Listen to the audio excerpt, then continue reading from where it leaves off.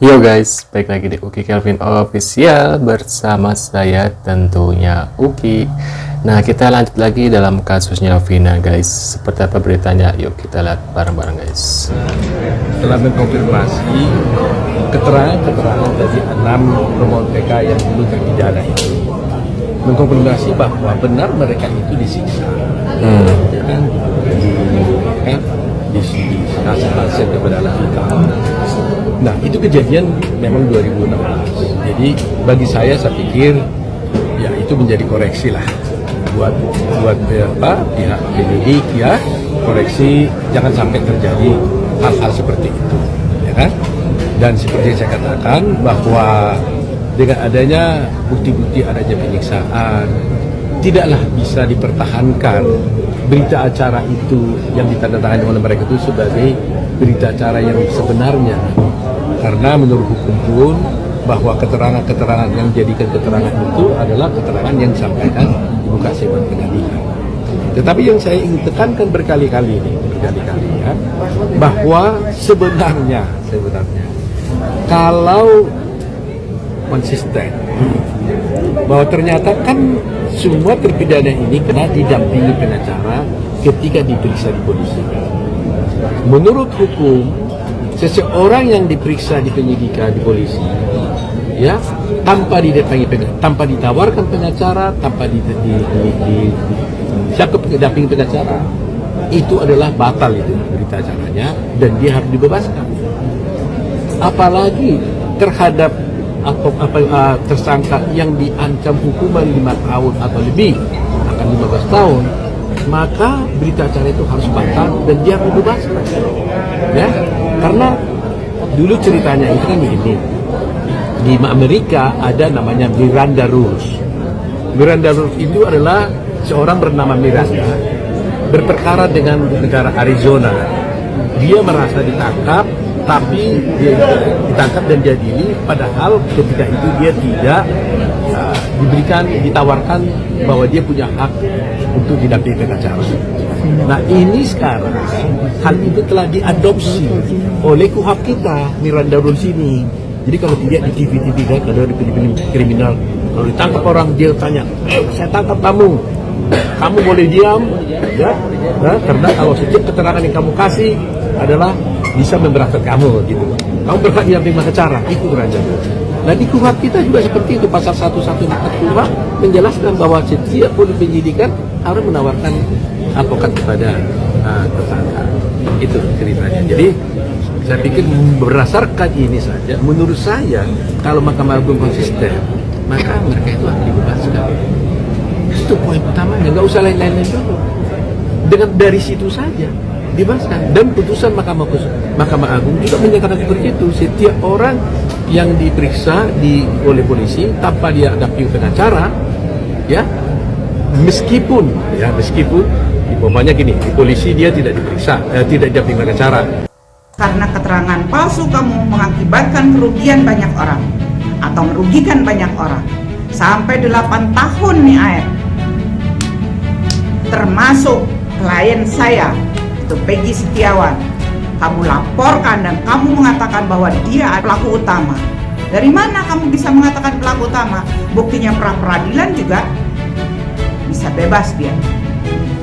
Aep, keluar kamu. Mana batang hidungmu? Tunjukkan batang hidungmu agar semuanya menjadi clear, agar semuanya menjadi selesai semua.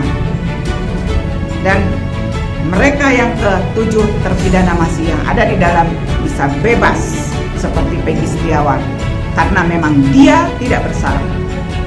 Mereka yang ke-7 terpidana masih yang ada di dalam bisa bebas karena memang dia tidak bersalah. Oh, Pak, saya tadi coba nelpon, Pak. Maaf, dengan Christian. Mau konfirmasi soal itu, Pak. Kan sebelumnya ada tim khusus dari Mabes Polri ya, Pak, betul ya? Udah dibentuk, terus ada informasi bahwa Pak Gugunnya sempat kan diperiksa ya? Suganda. Tidak atas pengetahuan Bapak ya? Takut ya ngomongnya. Ini ya. Belum siap. Untuk lebih jelasnya ke humas saja. Kabur guys, nih satu lagi. Ya, Pak. Iya, mau ketemu Pak Kasih Humas. tadi Bu? Iya, kita mau ketemu Pak Kasih Humas, Pak. Oh maaf Bu, kasih kan ada penjagaan. Oh iya, kita ke sana, Bu. Iya, Makanya Pak. kami tidak Iya. tahu ada acara apa. Iya, kita Kalau ke memang sana. ada syuting apa kan minimal laporan Iya, dulu. iya. Enggak. Kita ke sana, Pak. Iya, ke Iya, sana. silakan, Iya, Bu, iya, silakan. iya. Kita kan nggak masuk layar daerah terlarang ya, Pak. Ini kan Polres itu punya publik ya, Pak. Bener. Sana kan kita Bener ada publik. kontak lama masuk. Mungkin dia merasa Polres punya dia sendiri kali ya guys ya, makanya dia bilang begitu. Dasar. Oh, nggak apa-apa, Pak. Tadi kita mau masuk, kita pikir biasanya ada di sini, depan sini. Ini mukanya guys, ini mukanya guys. Iya, iya, Pak. Nggak perlu teriak-teriak.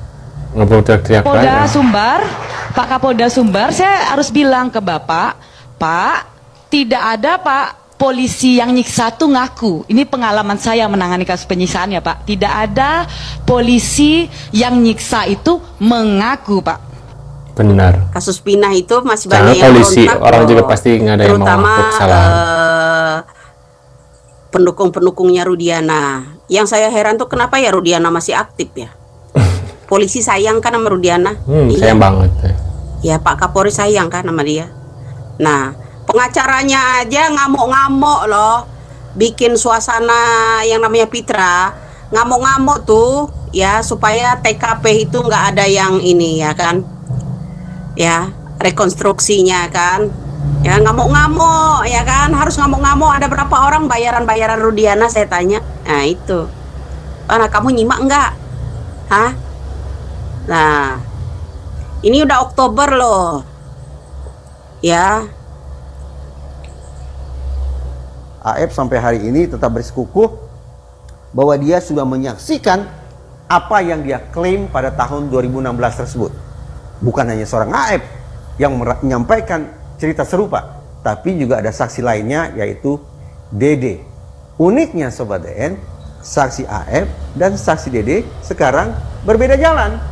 Saksi AF tetap terus-menerus bertahan bahwa dia adalah seorang saksi yang melihat secara langsung peristiwa itu, sementara saksi Dede buka kartu bahwa dia tidak melihat apapun karena tidak ada peristiwa apapun. Lantas dari mana gerangan sumber keterangan palsu yang disampaikan oleh saksi Dede pada tahun 2016? Ya, kalau kita simak perbincangan warganet, kita tahu persis nama yang berulang kali disebut tak lain tak bukan adalah Ibtu Rudiana. Pertanyaan besar, apakah Ibtu Rudiana sudah mengorkestrasi munculnya sebuah narasi sumbang tentang peristiwa 2016 dan menjadikan AF sebagai salah satu pemain biolanya? Itu yang sekarang masih terus diinvestigasi ulang konon oleh tim sus Mabes Polri. Pak Gugum, maaf boleh nanya nggak Pak? Pak, justru kita Kabur ya. kesempatan ke Bapak loh, terserah. Pak Gugum. Nggak ada akhlak ya, nggak ada sopan santun, langsung kabur. Itu buktinya kalau dia itu ya emang pelaku dalam penyiksaan 7-8 pidana ini guys ya. Aduh Pak. Emang sih kalau kasus ini terungkap jelas banget ya bahwasanya banyak banget keterlibatan para ladusing ya pada saat penyidikan waktu kasus Vina tahun 2016 gitu ya, maaf guys. Menurut aku sih kalau kasus ini terbongkar gitu ya itu semua gerombolan Rudiana and the Gang ini pasti bakal ini ya guys ya satu kantor kayaknya, satu kantor ladusing itu Polres Jabar ya, Cirebon ini semua kayaknya bakal masuk penjara gitu ya guys ya. Menurut kalian gimana nih? Tulis di kolom komentar. Terima kasih sudah hadir dan jangan lupa bantu subscribe Quick Kelvin dan sampai jumpa di video selanjutnya. See you guys.